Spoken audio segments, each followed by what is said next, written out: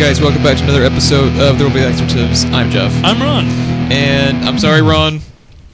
I'm going to have to depart some bad news to you. Okay. We were shut down. What?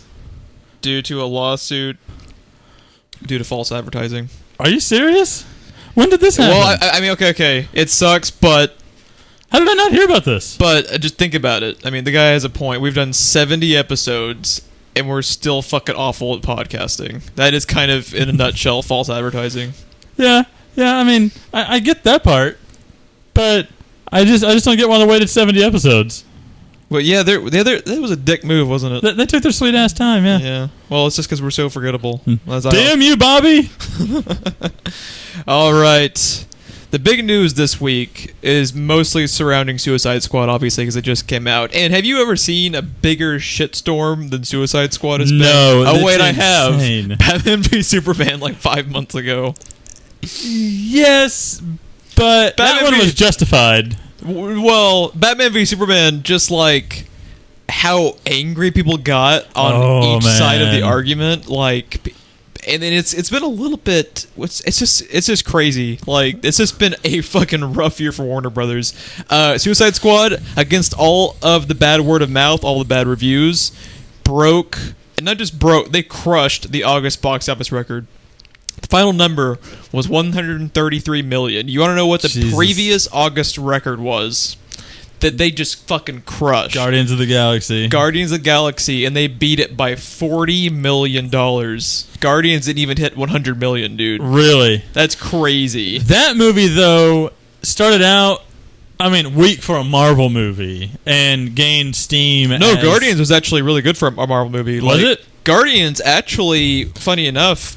I think it had roughly the same opening weekend as The Winter Soldier, which had a really good opening weekend. It actually made more, I believe, opening weekend than like Amazing Spider-Man 2. I remember it definitely picking up steam as word of mouth spread about it. No. The lifetime grossing of it definitely it get ridiculous. Yeah. The long-term numbers were really good for Marvel, but they actually did have a really, really good opening weekend, too, if you pulled the numbers. I must be confusing it with one of their other 15,000 movies. The ones you might be thinking of are Ant-Man. Ant-Man didn't do crazy. Yeah. It did solid, but it didn't do crazy. People that aren't in the circle don't even know who Ant-Man is. Yeah, so. Ant-Man actually did really good for... If it made $10, it was good for a fucking Ant-Man movie. But yeah, in addition to this huge box office haul...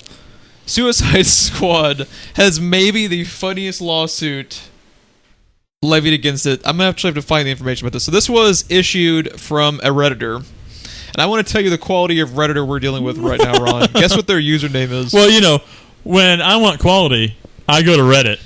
Their username, fucking this pioneer of originality, Black Panther 2016, right? Okay. You know he means business, but username like Black Panther 2016. These scenes, and he's specifically going after them because of the Joker. His whole thing... Is he the only person that liked the Jared Leto Joker? Well, what sucks is this is actually overshadowing my personal lawsuit over having too much Jared Leto in this film. But, yeah, that's neither here nor there. These scenes were advertised, being the Joker scenes, these scenes were advertised several times in the first trailer and many TV ads. But they didn't show it to me in the movie. I wasted a lot of money paying and traveling to go watch this movie. Oh, yeah, you're $8 for a ticket and probably 50 cents worth of gas to go 3 blocks to the fucking Cinemark. Hey, it was public transit, okay? It was $2. But okay, I wasted a lot of money paying and traveling to go watch this movie because of these specific scenes they had advertised to me. Okay. You know what's going to waste a lot of your money and time? The fucking lawsuit. Yeah, no kidding. The post continues. If you advertise something, give me what you advertised. Period. This is becoming a habit with movie studios, showing epic scenes and trailers, but they're never shown in the movies. He also put their THEIR. Uh-huh. Well, professional. He finished it by saying it's unjust. That was his last thing. Oh, I see what he did there. Yeah. Here's the thing. A lot of the times when those trailers are cut, it's not even from the final cut of the movie yet, number one. And number two, the reason you see all these badass scenes is they worked well in the focus groups. And then when the final movie is cut, it was a scene that they had to lose for whatever reason a lot of the time. Usually time constraints, I think. Also, or rating. Usually, if they can't get a specific rating from the MPAA, they'll cut scenes. To his point, he did say this is becoming a habit with Hollywood movies, but that's exactly why you shouldn't be complaining, because this has been happening on every fucking movie since movies started having like substantial marketing campaigns, like probably since the 90s when they got out of the 80s realm of making trailers. You know how movies in the 80s and before that, they used to be a voiceover with like one image. Yeah. And that's how they would sell the movie to you. It was very, very low budget before they actually started putting a big emphasis on throwing money towards the advertising. This has been going on forever. The Dark Knight had a lot of scenes with they actually had some Joker dialogue that was cut like that. Yeah. It's like I don't understand. But not to mention, like, I mean, we're not going to go into any spoilers for the movie. The Joker was never presented as like the main character in it. It was always focused on Harley Quinn and Deadshot. Yes. Now, if you had gone in the movie and like Will Smith had been in the movie for like 5 minutes, that would have pissed me off. That would have been some like, what the fuck are you doing? But the Joker was always going to be a cameo. Yeah. It's just stupid. It's supposed to be introducing the Joker, but the focus is not on him. They're getting the Joker out there because they're wanting to build up for Joker and Harley Quinn and the Batman, basically. So we don't have a whole lot of news topics for today, so I figured we might spend like 5 minutes or so giving like a quick spoiler-free, like what we thought. We went and saw it last Sunday. What did you think of it, spoiler-free? I liked it. It's not the strongest movie I've ever seen out there. It's definitely not the weakest movie I've ever seen. But, I mean, here's the thing. I didn't go into it expecting a cinematic masterpiece, you know? I went into it expecting it to more or less be dumb fun like Guardians of the Galaxy.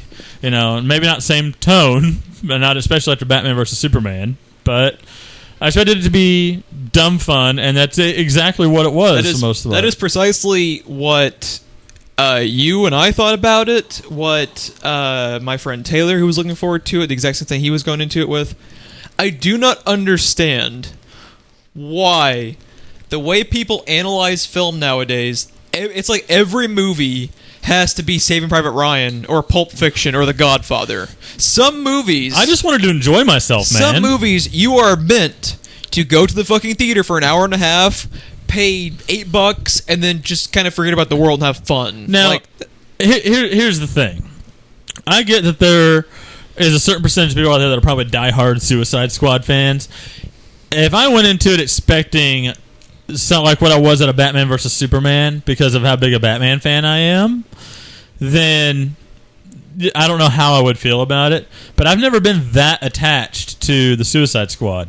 And that's supposed to be one of the great things about the idea behind Suicide Squad is they can do whatever they want because you're dealing with villains. It's not shocking when they run out and kill someone like Batman was. And they can kill people. They can kill the characters off if they want to. This is sitting at, I believe, a 26% on Rotten Tomatoes. That is absurd. That's absurd. It is absolutely not a great movie. It is meant to, but I think what it does is it accomplished what it set out to accomplish, I think. I think so too. David Ayer was literally just approaching this the exact same way Guardians of the Galaxy was. I'm sorry, the plot in Suicide Squad has been torn to shreds by critics. It is not, to me, in my opinion, any worse than Guardians of the Galaxy. Yeah. It's somebody wanting to develop a planet because fucking reasons. That is the whole plot of the movie. Now, I'm sorry. Guardians of the Galaxy, I think, is still the stronger movie. Oh, absolutely. Absolutely. But if you actually break it down and analyze everything for plot structure and everything like we're talking about, there's not a lot of difference. Yeah, the plots are different, but the problems that each script has, they're not that different. Actually, I think the villains' motivations are actually a little bit more specific in Suicide Squad than they are in Guardians of the Galaxy. I would agree. And I will just say, I'm not attached to Suicide Squad. I am attached to Joker and Harley Quinn. Yeah. So, I absolutely loved their Harley Quinn adaptation. I thought Margot Robbie was perfectly cast. I thought she crushed it. I thought she was brilliant. Yes. I really, really liked Will Smith's. I actually ended up liking Will Smith in the movie a hell of a lot more than I thought I was, because I went into it thinking he might be a bit of a distraction. Well, Here's the thing, and I even heard Kevin Smith say this, but I've heard a lot of people I talked to and everything was afraid of this, and they were afraid of Will Smith being in a team movie because he's usually a lone player. He's usually the only player in the thing. So is Deadshot. That's why I thought it was actually genius casting, because Deadshot works alone, and he's used to being a lone player, not used to being on a team, and neither was Will Smith in his movies. So it actually ended up, he actually connected, I thought, with that role pretty well. I think their chemistry between the actors was actually pretty good. Jai Courtney was amazing. Jai Courtney actually like getting thrown a role where he could kind of like show off a little bit, like being different, because usually poor Jai Courtney too, by the way. He keeps getting major franchises, and those major franchises keep getting torn to shreds. I liked him. I'm trying to think back to it. My only problems with the movie came down, ironically, I really don't like their Joker. I don't like it basically from... Here's the thing.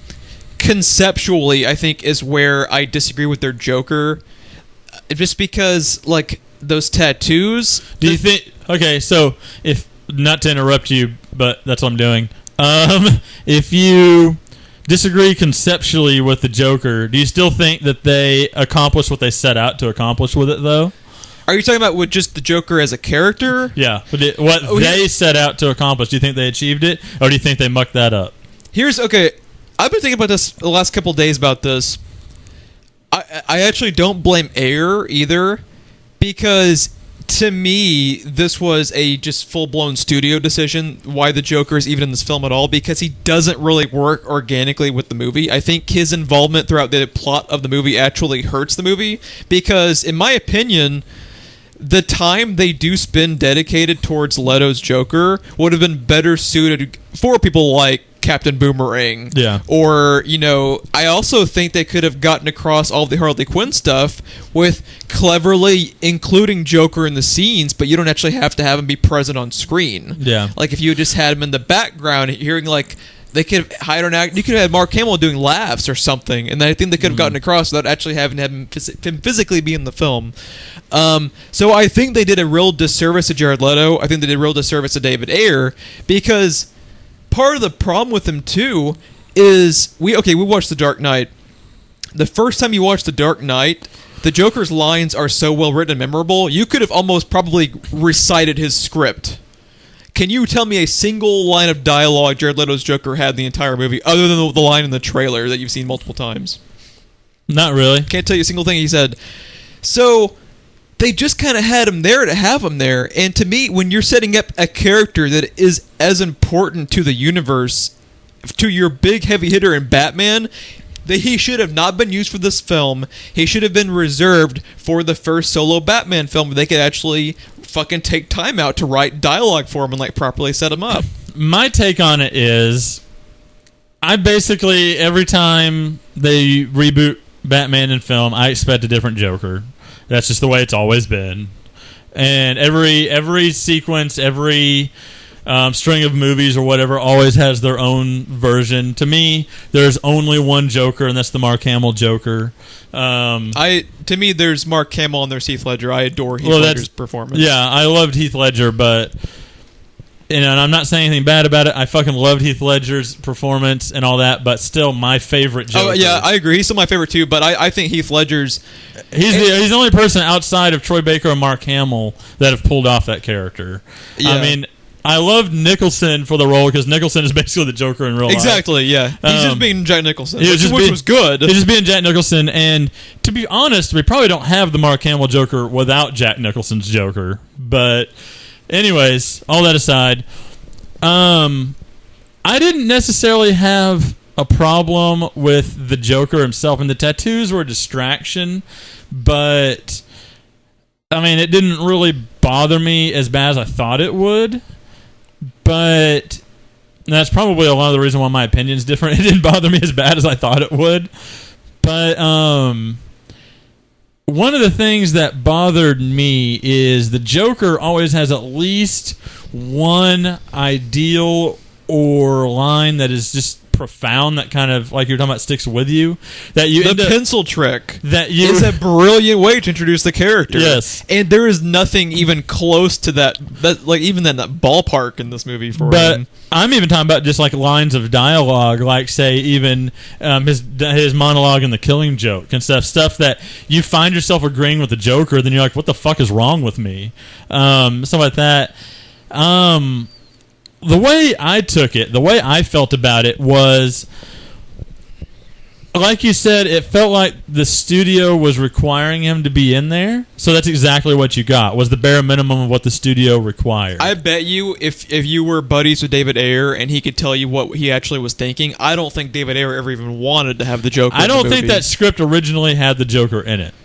I think it was just in there to make the studio execs happy because they wanted the Joker to make an appearance. Now, this is where I actually really, really appreciate David Ayer, because he very easily, just because, like, well, I have to have the Joker in here, I feel like I have to spend time on him. I appreciate him not doing that and actually putting the emphasis of the film behind Harley Quinn and Deadshot, because all the best scenes in the movie are Harley Quinn and Deadshot. Yeah. I really appreciate him doing that, because he very easily could have been suckered into, like, oh shit, I have the Joker. I have my two favorite moments of the movie are actually Captain Boomerang. Captain Boomerang's. Yeah, well, the one's pretty good. Probably my favorite moment. As a whole, though, I know exactly what you're talking about, and I just laughed at it. As a whole, you even though, saying anything.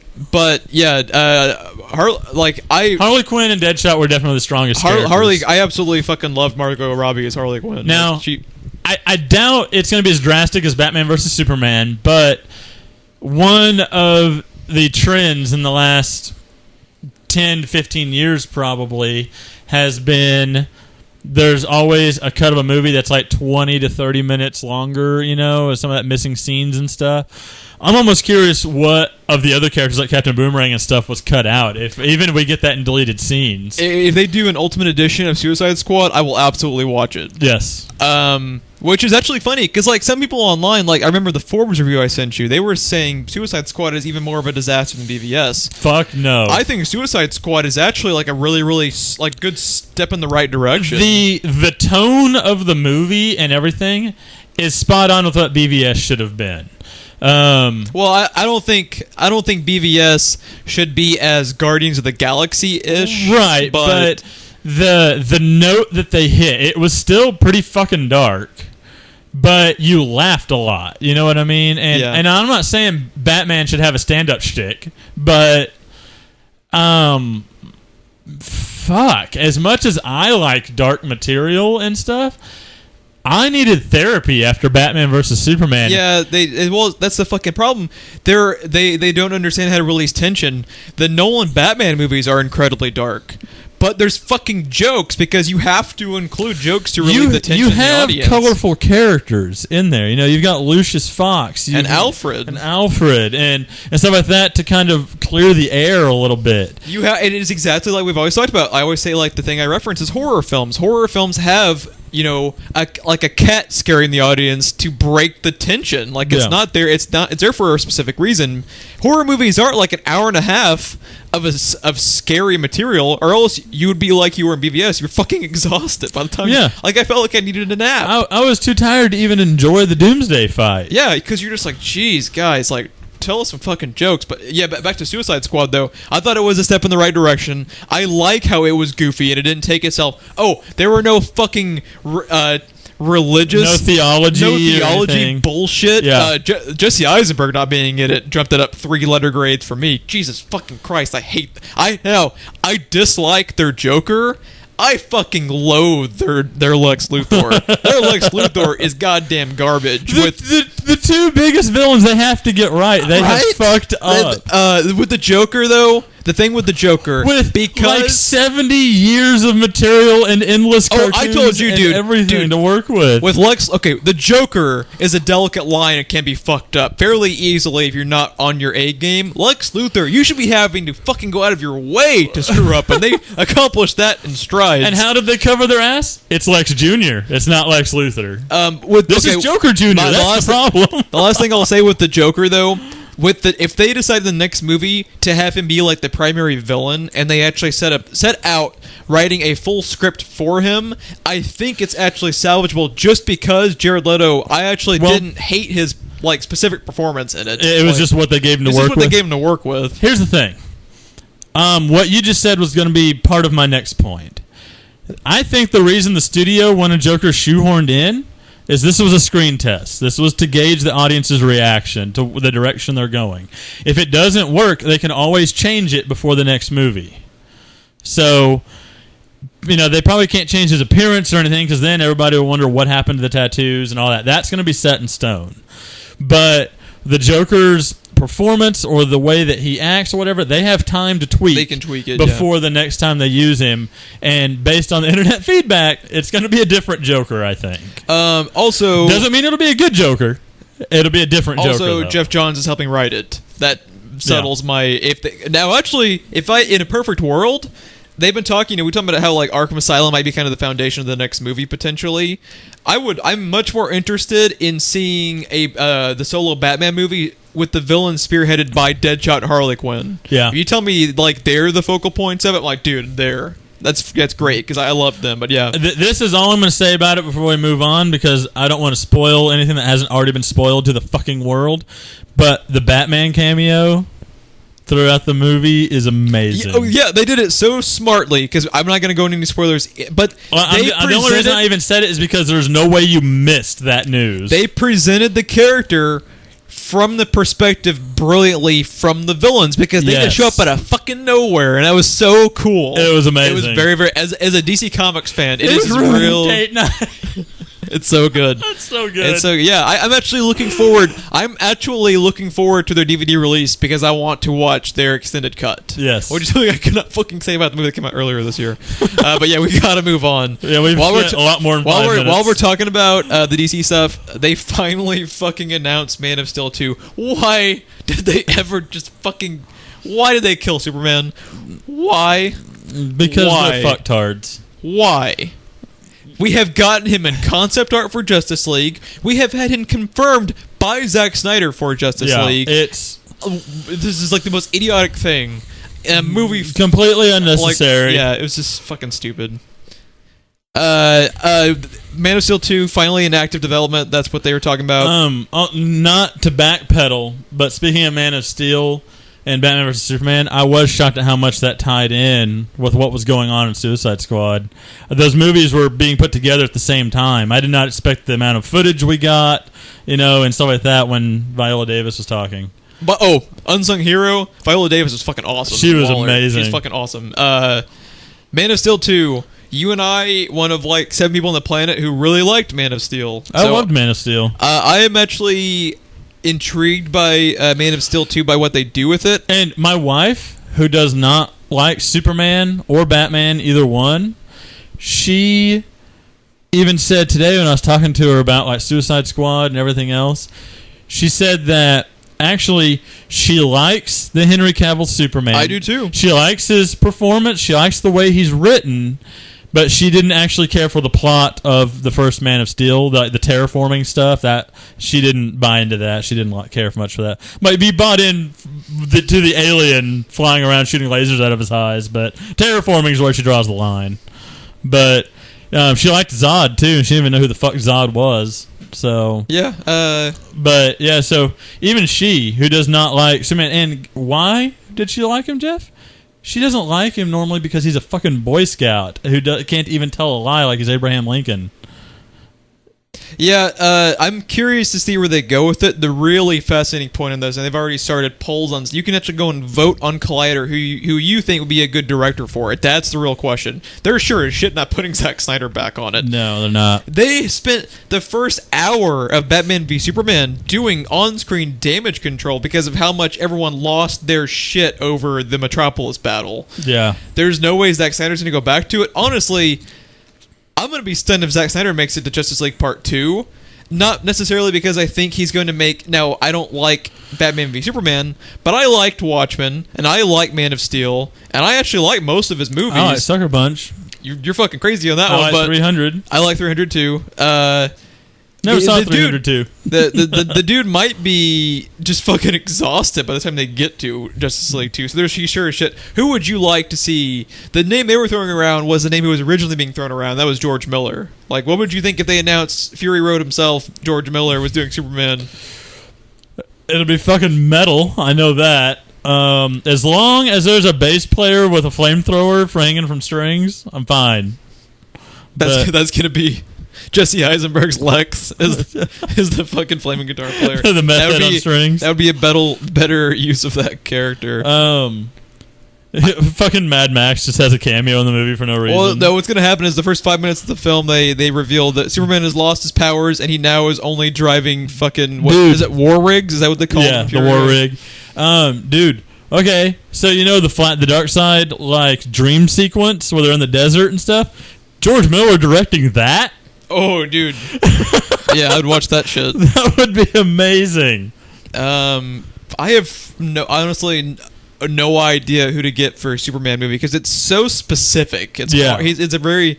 With Batman, you can just kind of throw a crime director at it and you can kind of get something Christopher Nolan had never done anything remotely genre before Batman Begins, and it was good. And like we said before, like his movies were more kind of like crime stories that happen to star Batman more than anything, but it works because he's a detective. Exactly. So yeah, Superman is so specific. It would be hard. I hope they go with a more unknown dude who's kind of trying to prove himself. Maybe has a little bit of genre background. I don't know.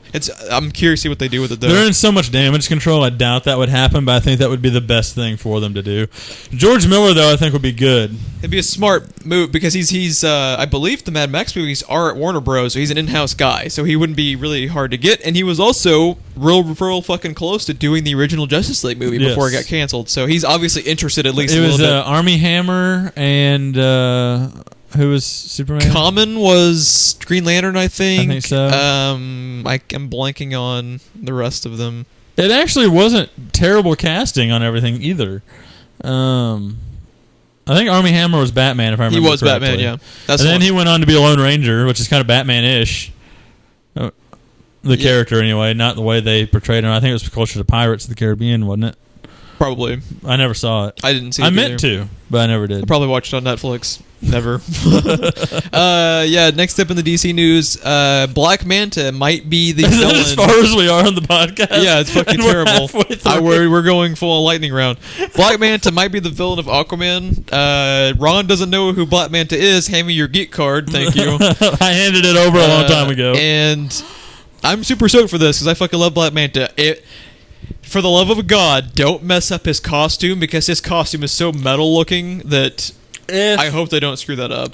If the image I got from Phil from Justice League is anything like the comics, it'll look like that because these days they've been ripping stuff right off the page. Yeah, especially with more good news about it. It might even be better because they got to make it work in real life too. James Wan, the director of it, just came out and was saying his buddy, who he's getting with as we speak to get the story for this film right, is the guy who we've been talking about, Jeff Johns, is helping with basically all of the movies now, which makes me really excited because we wouldn't even be having this film right now happening if it wasn't for Jeff Johns' New 52 reboot of Aquaman. It kind of put him on the map a little bit. So if anyone can make a good Aquaman movie, it's Jeff Johns helping James Wan.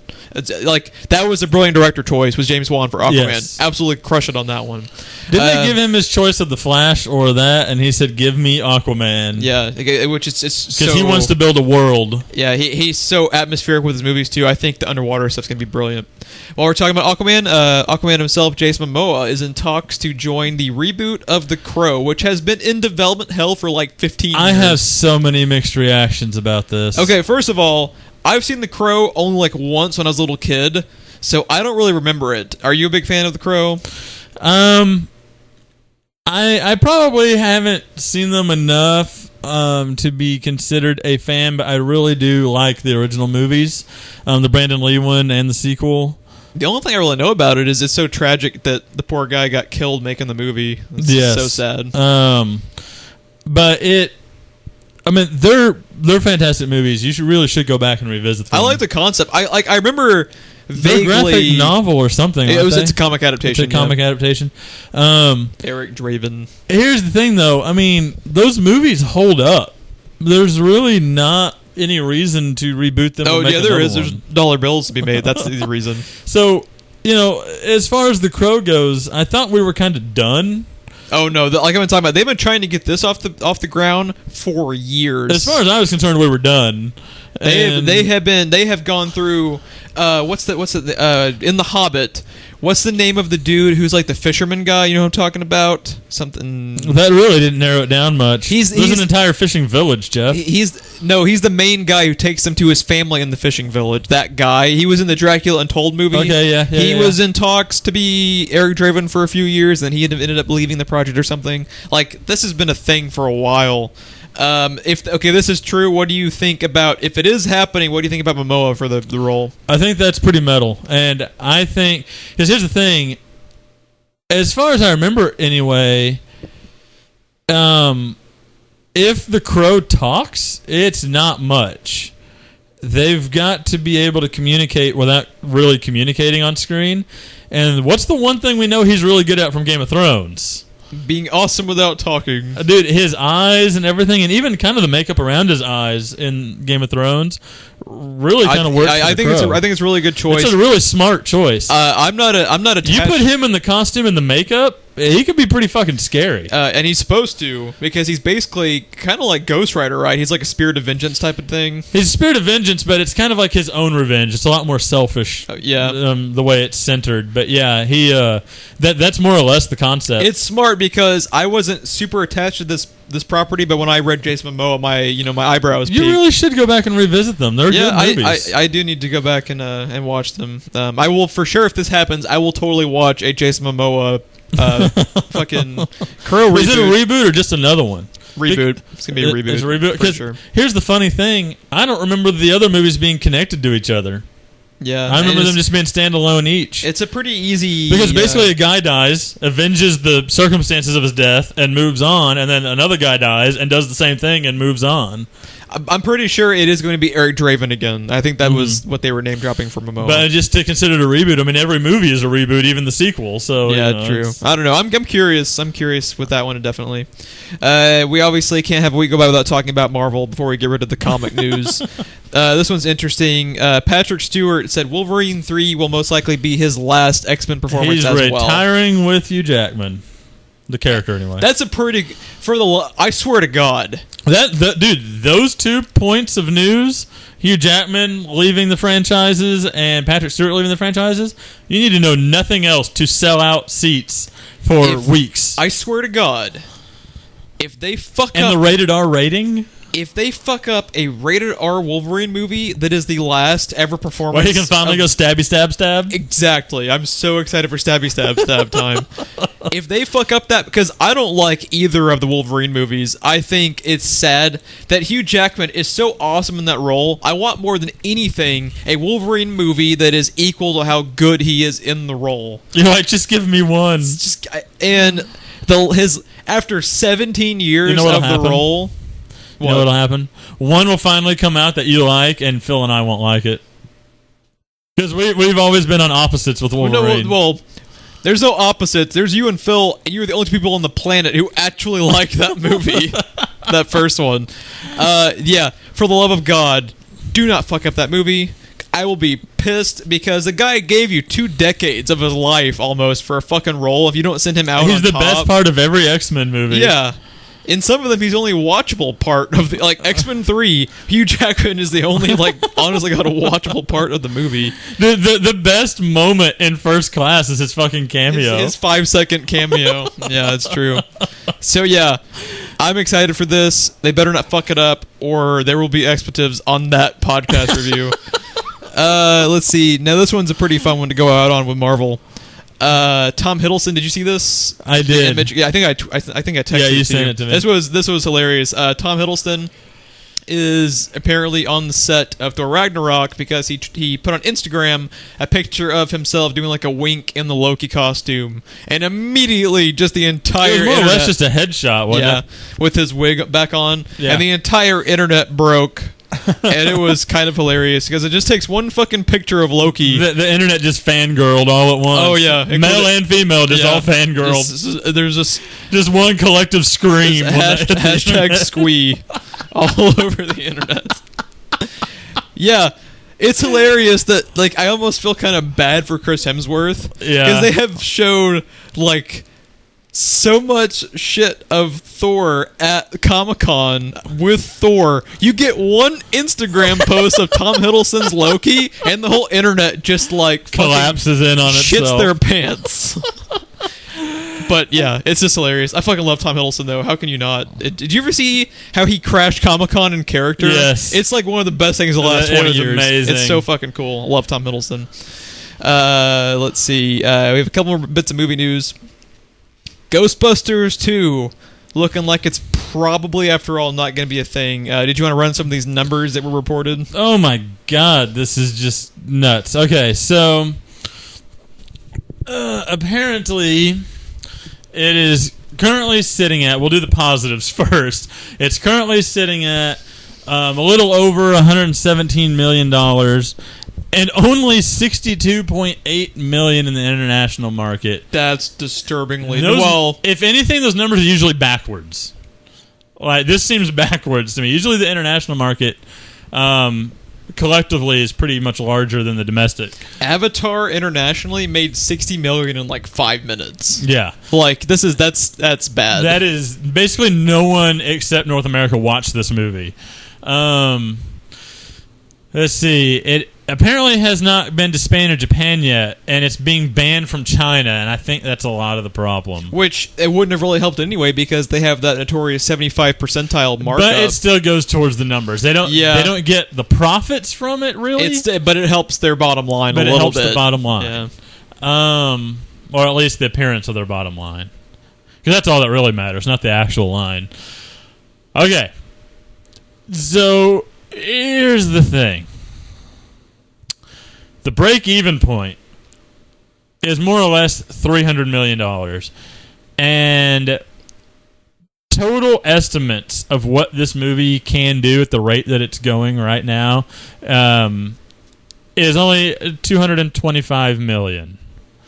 That's a $75 million discrepancy. Of Ghostbusters. That's rough. That stings me, and I wasn't even for this movie. Ghostbusters should have cleared $500 million.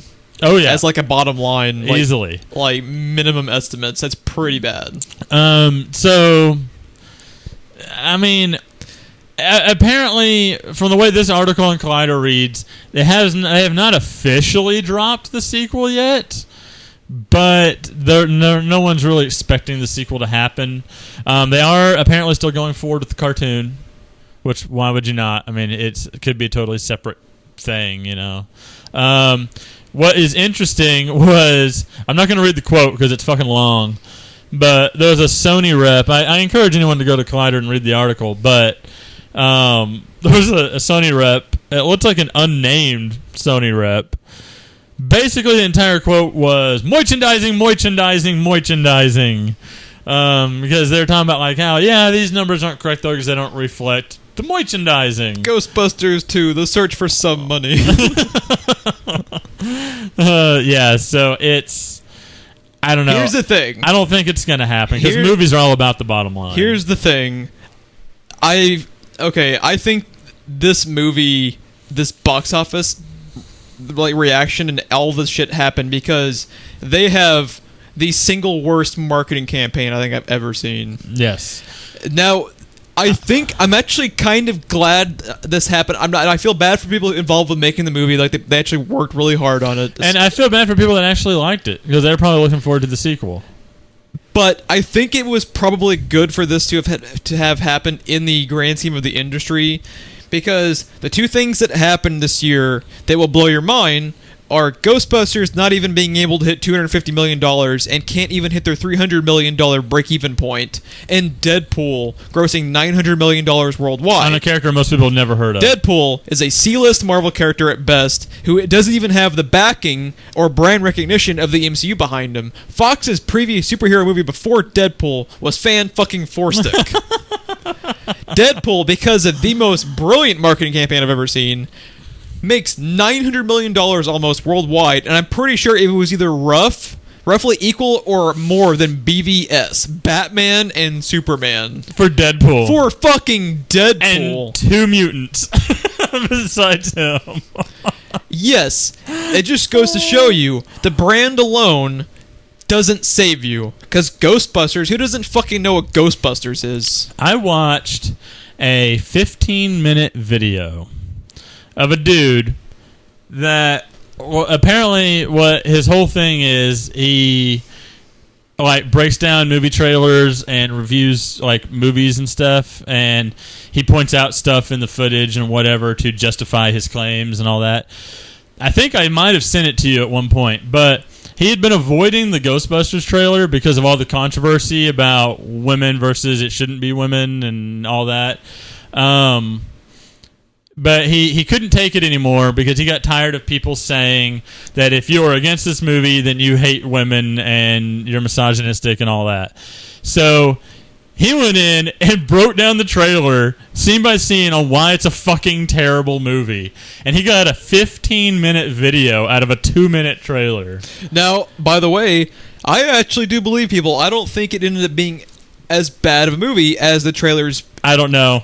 I can't believe that. I believe people because those trailers were so fucking bad that you could get a 15-minute video out of them. That I think it just crushed all momentum it could have had. I think even if it had been fucking... It has nothing to do with the women to me. I think it was just how bad they made it look, because I had no issue with it being female Ghostbusters other than the fact that... The jokes alone were every cliche joke you've seen since the 1950s. Yes. Exactly. It was just terrible marketing, and They slapped a ghost out of a person, Jeff. There was a person wearing a wig standing next to other mannequins that scared one of the other characters. It was more like the old Laurel and Hardy Scooby-Doo crossover than it was like a current movie. Ghostbusters. Yeah. And Ghostbusters wasn't a comedy, and they approached it as a slapstick comedy. Yeah, I'm just saying we can't have a... This is purely just talking about the revenue. You and I haven't seen the movie. We cannot comment on the film. This is basically what I'm saying. It's just crazy to me how...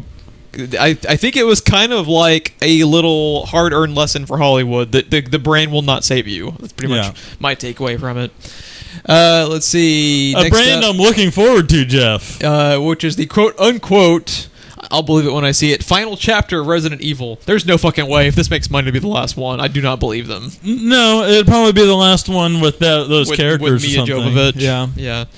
Yeah. What movie? Is this 7? Is this the 7th movie? I think. Maybe 7.5. Like, I don't know. What do you think of the trailer? It's a pretty cool trailer. It was a pretty awesome trailer. Shit, now I thought Shit it was blew up real nice. Shit blew up real nice, and I thought it was hilarious how half the trailer just looks like they just plopped themselves into Fury Road. Like, it looked very Mad Max, which I can get behind some zombies in Mad Max. And that is another series of movies for me. Some people took way too seriously because they're such a huge fan of the games. Because to me, it always seemed like you always thought either the games were okay or you were fucking into the games and had posters on your wall and all that Resident shit. Evil Bros. Yes. But those movies, to me, I always approached like I approached Suicide Squad. Just dumb fun. Yeah, and I mean... Some of them more dumb than fun. Some of them were like I thought the third one was legitimately good, where they're in like the Vegas setting. Yeah. I thought that one was really good. I really enjoyed every one of them. They sold me because they brought back the laser scene. Yeah, that was fucking metal, dude. I could not believe the most memorable scene of the first one is that badass laser scene. Yes. So cool.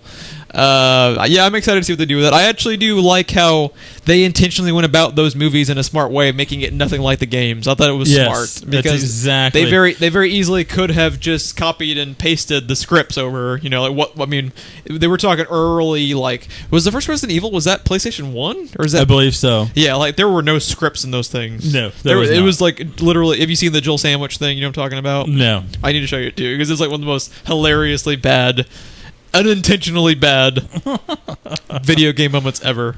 Yeah, I think it's pretty cool though. It is the definition of a $5 Tuesday.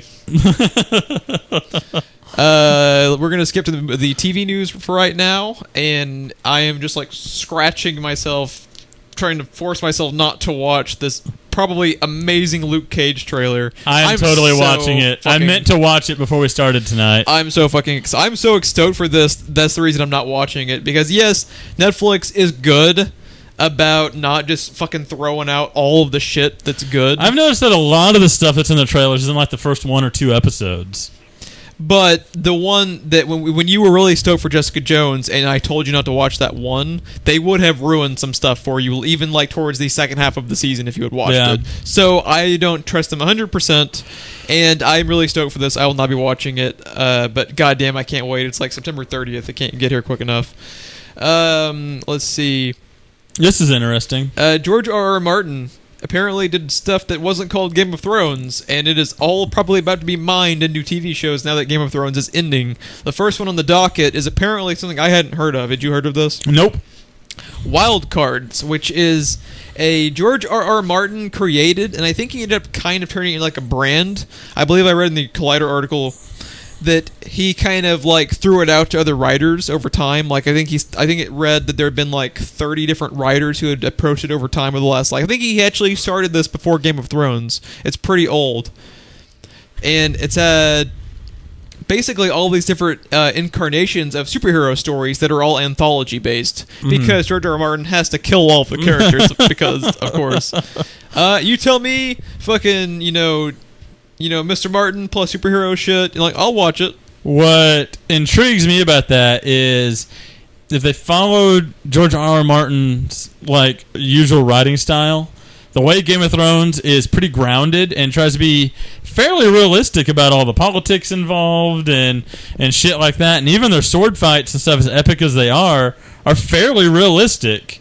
I'm curious to see how that would translate into anything superhero related. I'm pretty interested.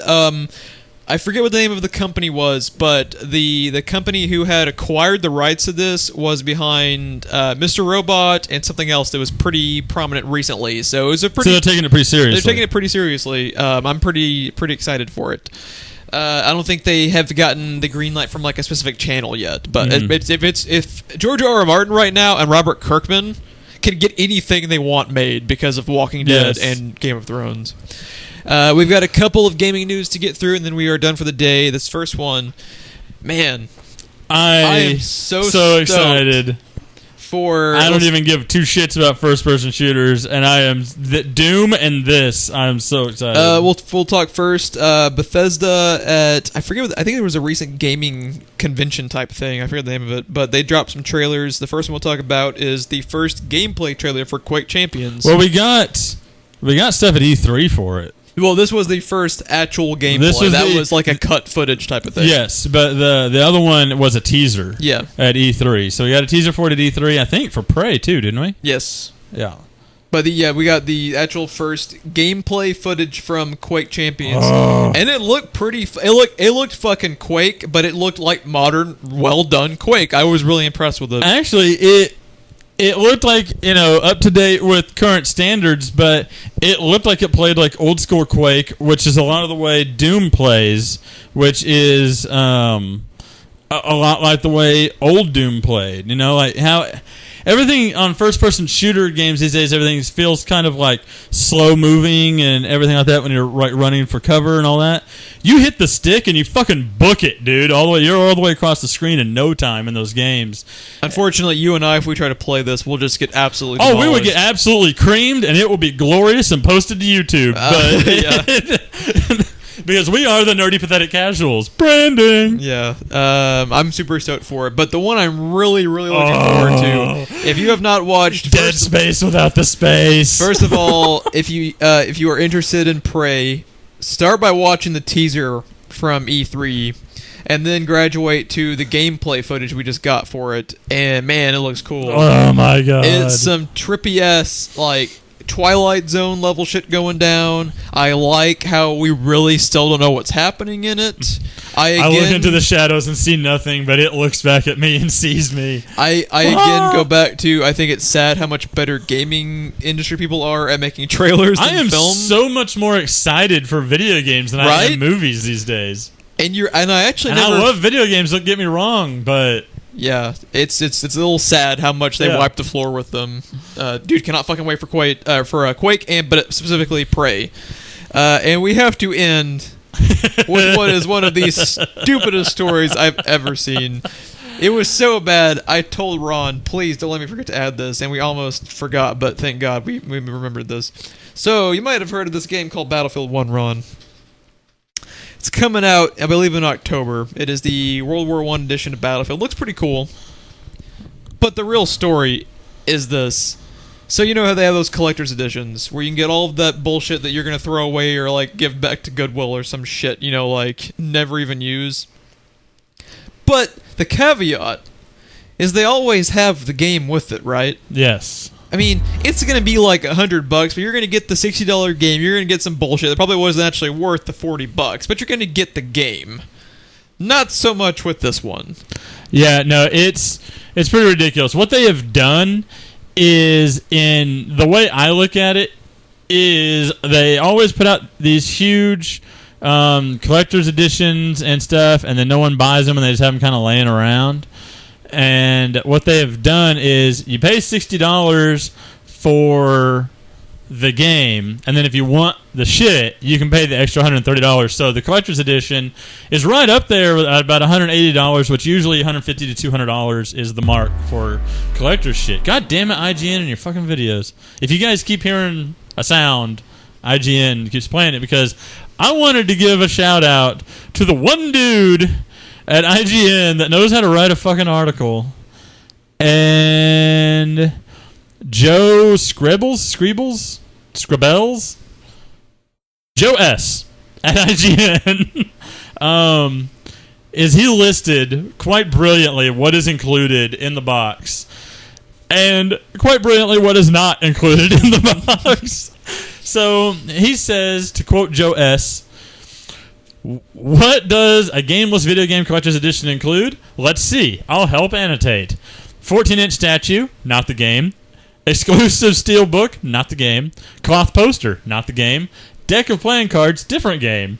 Messenger pigeon tube containing exclusive DLC. For the game, but not the game. Patch, not the game. And premium packaging, not the game. Yeah, everything I said about not the game is literally in parentheses next to everything. It was amazing.